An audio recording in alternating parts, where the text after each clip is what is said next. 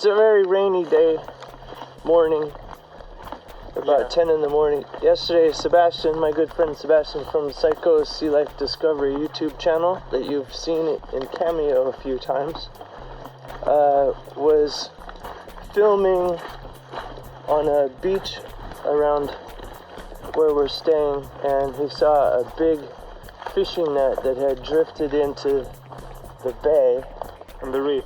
In the reef, and has caught a bunch of fish, and there's some dead fish in the net now.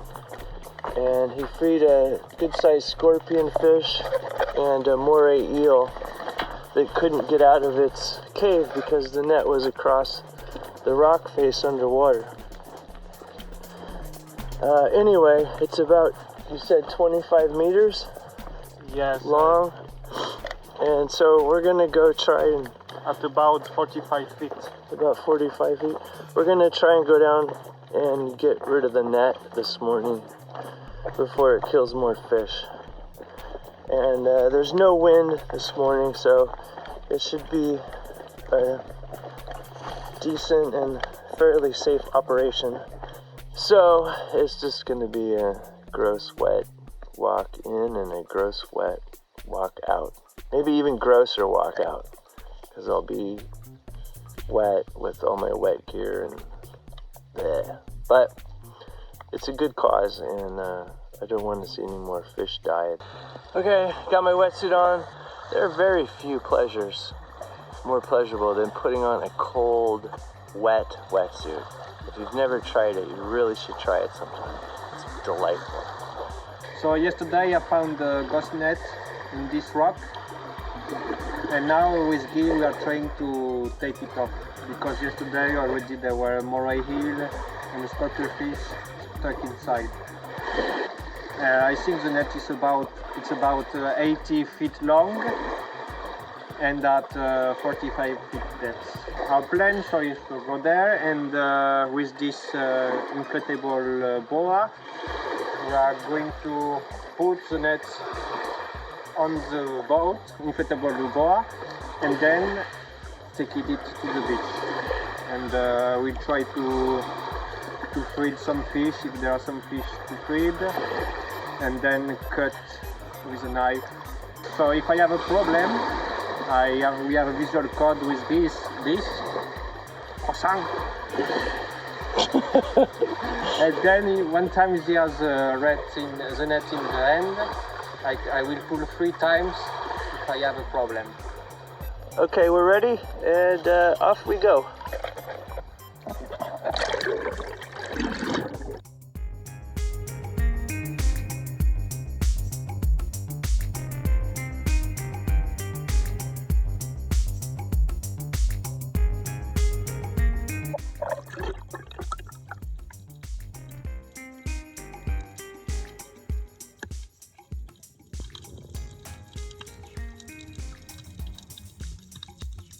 Okay, now I'm going to check if there is some fish stuck inside. Okay. I didn't show all of this in the video, but Sebastian took about 30 seconds to breathe up before he started diving.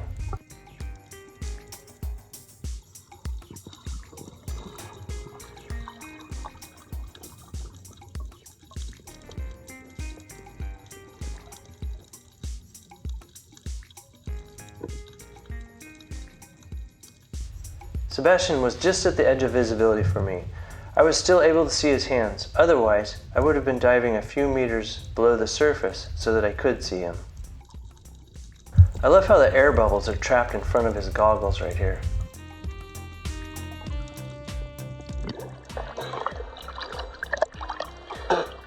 There is one damselfish dead. Okay. I dove down and checked out the other side of the net and didn't see any trapped fish.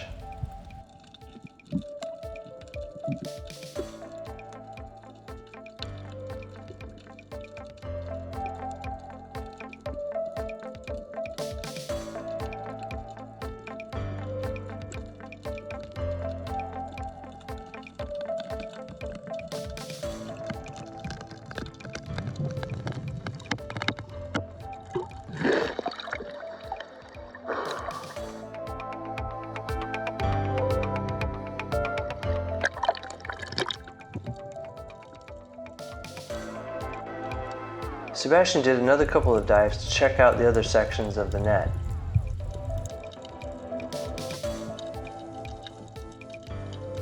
He also tried to free some of the plant life on the rocks, so when we pulled on the net, we wouldn't rip off all the sea life with the net.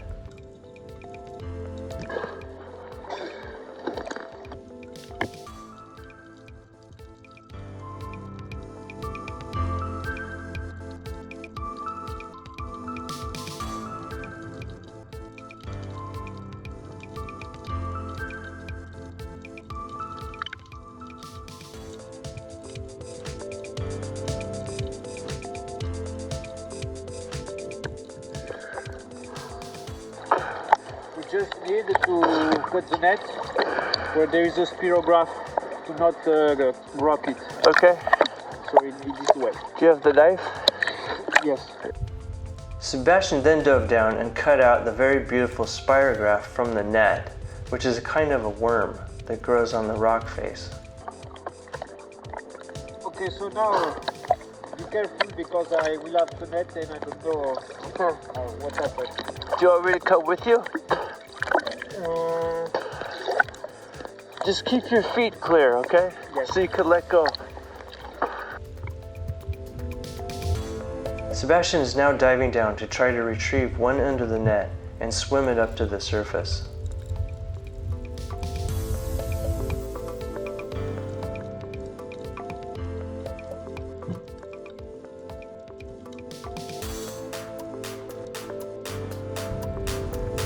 Seeing him struggle to come up to the surface looks very different from watching him effortlessly glide to the surface during his normal ascents. I knew the net would be either very heavy or very stuck. It turns out the net was both stuck and heavy with lead weights all along the length of the net. Sebastian handed me the net and I started to swim away from the rocks.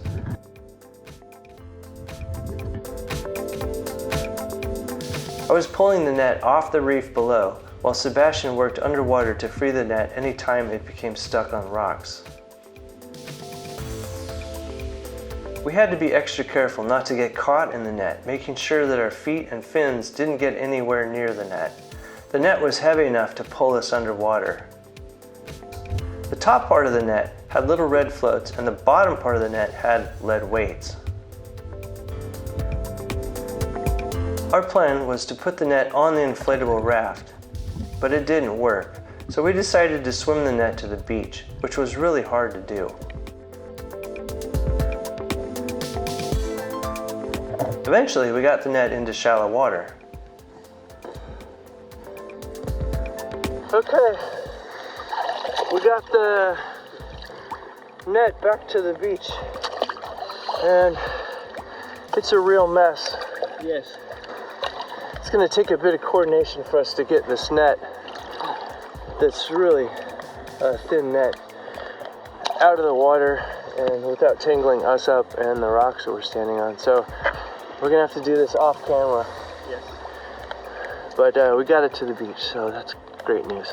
On the swim back in, we had to make the net in a U shape. So essentially we were fishing our way back in, net fishing.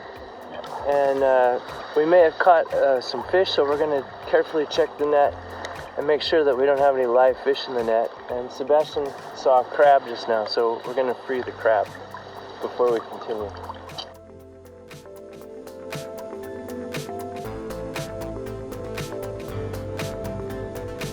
It was hard to tell if this little crab was still alive or not, since she wasn't moving at all.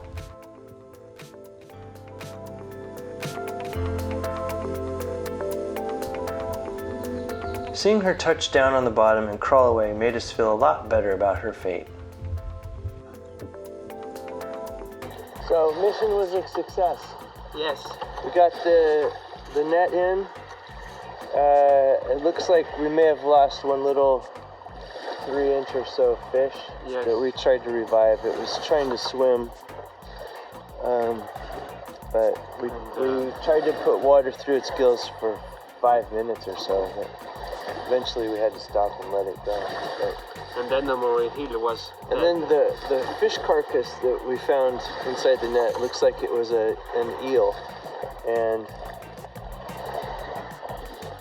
I've got my finger, the tooth, so I hope I don't lose my finger due to infection. But I'm gonna go wash it really good when we get back. All right, out.